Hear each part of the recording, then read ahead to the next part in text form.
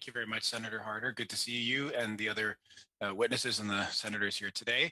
Thank you for the opportunity. Thank you to Senator Ahmedvar for bringing this bill forward.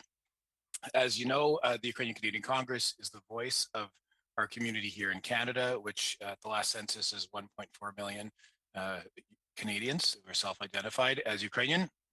We bring together local, national, and provincial organizations, and certainly it's been a very busy month where the conflict of Ukraine has brought forward tremendous support from all corners of Canada.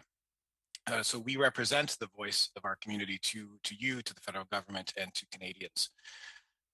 In February 2014, Russia invaded Ukraine, and from 2014 onward, over 13,000 people have been killed, 30,000 wounded, 1.5 million were internally displaced. 1 month ago today, on February 24th, Russia launched an all-out assault on Ukraine. And in the past month, the Ukrainian people have been putting up a valiant defense of their homeland, inflicting heavy casualties on Russian forces. But we believe Russia is committing systematic war crimes on a mass scale by bombing civilians from the air, destroying cities and civilian infrastructure with cruise missiles and artillery. At least 4 million Ukrainians, which is about 10% of the country's population, have fled Ukraine in the last month. More than 10 million, which is a quarter of the country's population, have been internally displaced. And we know that thousands of innocent people have been killed, including children. Part of the West's response to these barbaric attacks has been to impose sanctions. The sanctions Canada has imposed in the last month with its allies on sectors of the Russian economy and Russian officials responsible for this brutality are quite strong. They are sanctions we've argued for years, which should have been used to deter against the current attack on Ukraine we're seeing. These sanctions are now being used as a punishment in response to Russian aggression. We believe it would have been better, in the opinion of our community, to use them before the attack. The implementation of sanctions in a timely fashion may have deterred Russia, but that is not what we're here to discuss today. The UCC consistently has argued that the government of Canada should be stronger on sanctions, and we have, in the past, unfortunately, not always been heard. For years before February 2022, Canada has lagged behind our allies on imposing sanctions on Russia for aggression against Ukraine. From March 2019 until February 2022, no significant sanctions were imposed on Russia, during which time the US and EU broadly expanded sanctions against Russian officials. With regards to Bill S-217, our community strongly supports this bill.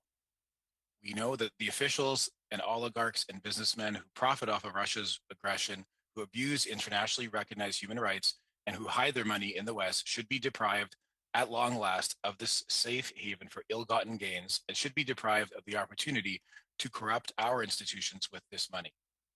The legislation is overdue, and so we welcome it. We offer you 3 points to consider in your work in reviewing this legislation. First, identification of assets. Often these assets are hidden through shell companies, numbered companies, and so forth. So we ask you to consider how they will be identified and tracked. I'll use a simple example. If there was a corrupt Russian official named Orest, who is under the Canadian sanctions law of Magnitsky Act, who say he has a 20-year-old daughter, Mariana.